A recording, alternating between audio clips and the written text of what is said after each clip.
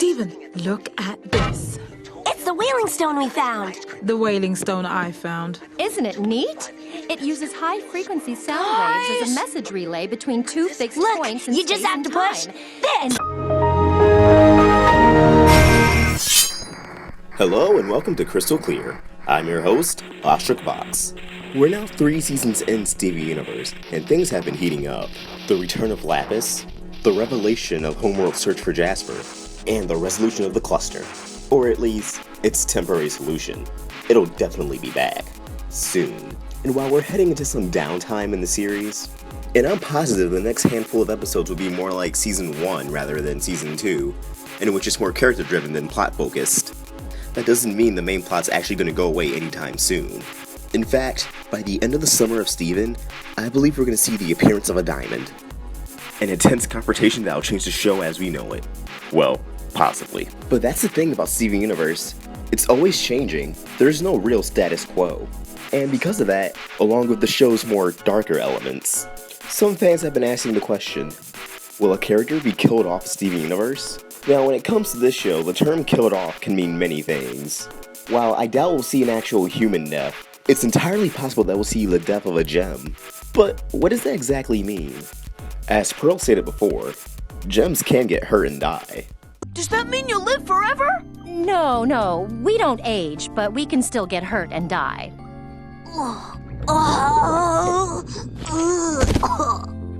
But not from food poisoning. But we have also seen what happens to a broken gem. Oh man, what's happening?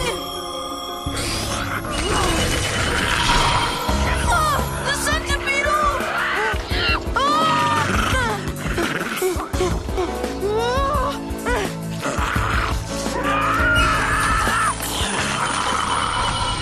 They can become corrupted and turn into an unrecognizable creature. All those monsters we fight used to be just like us, right, Pearl? Yes, but they've become corrupted and broken. We have to take care of them, subdue them, contain them. It's the best we can do for them for now. But once they're shattered and not just cracked, they become gem shards.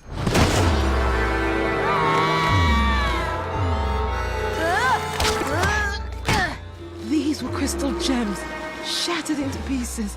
They were buried together. Why aren't you moving? They were forced together. They were forced to fuse. This is wrong. And we've seen what can become of gem shards due to the cluster arc. Can't stop. Going to form. Can't stop. Going to form. But we've also seen death in the form of Rose Quartz, who died, becoming half of Steven. Although an interesting theory, which I'll link in the description, discusses another possibility on how Rose could have died, with the help of some foreshadowing from the episode Steven's Birthday. But another important thing is, we know very little about the war on Earth that happened thousands of years ago. As Greg states in The Return, Rose could only save some of her closest friends. Gems were destroyed. People too. In the end, your mother could only save a handful of her closest friends. If it weren't for her shield, man, I don't know. And while we can assume those other gems became corrupted or gem shards, we don't know if some got destroyed altogether. With all that being said, without a further ado, this is my list, in no specific order, of who's likely to die, get shattered, corrupted, and anything in between on Steven Universe. Now keep in mind, this is all just speculation. Do not take any of these as fact, as any of these characters are for sure going to die. Because there's a chance none of these characters will die. But keep in mind, death is a part of growing up. For Steven's character development, while a huge death of a character isn't necessary, it would certainly help him mature as a person, as a leader, and add some gravity to the show. Let's begin. Number 1, the Green Dorito herself, Peridot. Now, while I definitely don't want to see Peridot go anytime soon, and after such a large number of episodes dedicated to her and her redemption, it'd be kind of a slap in the face to kill her off. Let's look at the facts. Peridot really pissed off Yellow Diamond, who may assume she's dead. Because it can be remotely detonated. How do we stop it? Just get rid of it. Here, Amethyst. What am I supposed to do with it?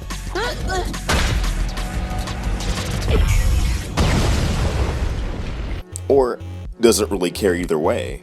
But when the inevitable confrontation between the gems and Yellow Diamond occurs, and Yellow Diamond finds out Peridot had a hand in stopping the Clutcher's emergence, she won't be happy. Peridot is somebody who follows logic and reason, yet she threw away everything she's ever known to join the gems and protect Earth, but only after logic and reason conflicted with Yellow Diamond's irrational hatred towards Earth. Her loyalty lies with the crystal gems now. It lies with Earth, not Homeworld. The Diamonds were already burned once by losing a fight against a rebellion before, and I'm sure they're not going to be too keen on losing again, especially with one of the most major loyalists to Homeworld leaving them. Yellow Diamond especially will be furious. So I have no doubts, even if she doesn't succeed, when she does see Peridot again, once she gets angry, she will try to shatter Peridot. After all, Peridot burned through all the chances she had on that call with Yellow Diamond. Which Peridot? I wouldn't have called just to waste your time with a report. You already have. Oh. I've heard enough. I don't care about potential and resources. No! Are you questioning my authority? You are out of line. I'm not interested in the puny thoughts of a Peridot. Shut your mouth! You have failed at every stage of this mission. Your only chance to redeem yourself is to obey this simple order. Is that clear? Her patience with Peridot is most definitely thin. And when shit hits the fan, Peridot may not make it out alive. Next up, number 2, Lapis. How dare you put 2 Homeworld gems back to back on a list to die, especially my favorites. Do you not ship Lapidot? Well, like I said, I don't want any of these characters to die. But we have to remember, Lapis is a character of tragedy. Someone who's been a constant prisoner of Homeworld. They imprisoned her in a mirror that would be her forced home for thousands of years until Stephen freed her. Then when she returned to Homeworld, she was once again prisoner on board Peridot's ship, despite not doing anything wrong. Things are bad enough as it is. I've already made too much trouble.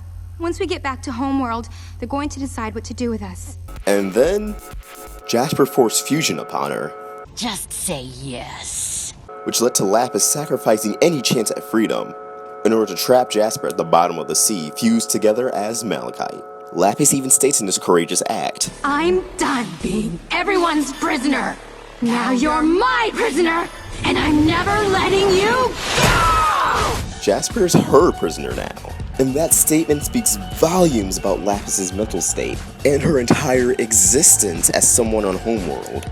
Even now that Lapis is as happy as she could possibly be, and on Earth, deep down in her mind she knows she can't avoid Homeworld forever. And unlike Peridot, when Lapis returned, she had a smaller amount of episodes for her development before being relegated to the sidelines. Only really same old world and barmates were focused on her, which may be the writers not getting too attached to Lapis before her demise. And to make it even more of a Greek tragedy, being shattered, destroyed, killed, may be Lapis's only chance at being truly free. But hopefully we'll get a happy ending for Lapis. Number 3, Pearl. Boo! Now at this point you're thinking, Vox, you're crazy. You're completely insane. They would not kill off a main gem. And for the most part, I agree. But we have to remember, Steven is half Rose, but also his own person. And as we all know, Pearl was in love with Rose. But she wasn't just in love with Rose. She was completely loyal to Rose. She was Rose's Pearl. No, I'm not getting into that. But as we know from the song, Do It For Him, Do It For Her, Pearl was prepared to die for Rose.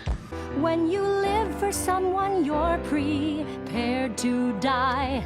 You shouldn't be anywhere near the fight. You're too important. I am not! Yes, you are. No! Why won't you just let me do this for you, Rose?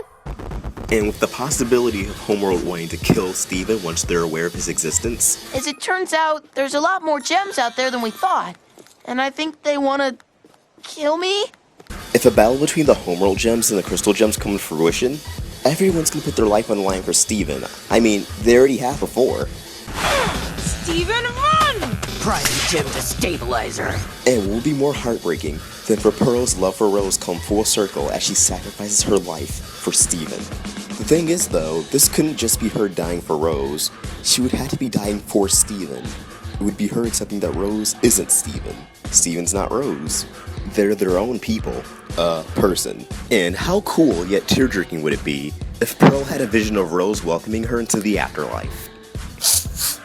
I'm tearing up just thinking about it.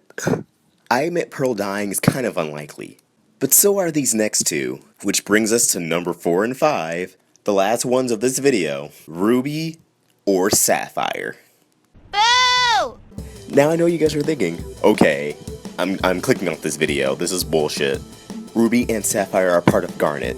That's what makes the prospect of this so interesting. We know Garnet very well, but we barely know Ruby and Sapphire. Granted, their Universe is trying to get us to know them better, with episodes like The Answer or Hit the Diamond. But The Answer only showed us how they met, we didn't really get to know them on a personal level. And as for Hit the Diamond... Hey, Ruby. Haven't I seen you somewhere before? What are they doing? Flirting. Just look at the ball. I'm trying, but all I want to look at is you. Come to me! Well, I don't believe Garnet would ever be permanently written off. If Ruby or Sapphire were temporarily shattered or corrupted, which would lead Steven to finally understand how to uncorrupt a gem, we get to know either Ruby or Sapphire on a personal level more, having a handful of episodes to get to know one without the other. And while this would forsake the development of whoever gets shattered or corrupted, I think it'd just be pretty neat to get development of one of the characters, while also knowing the other one's gonna come back pretty soon. But if this scenario were to happen, it would have to be Sapphire who gets corrupted, or temporarily killed off, just because she has future vision, and it would take away just a little bit of tension from the scenario as she would know how it would play out.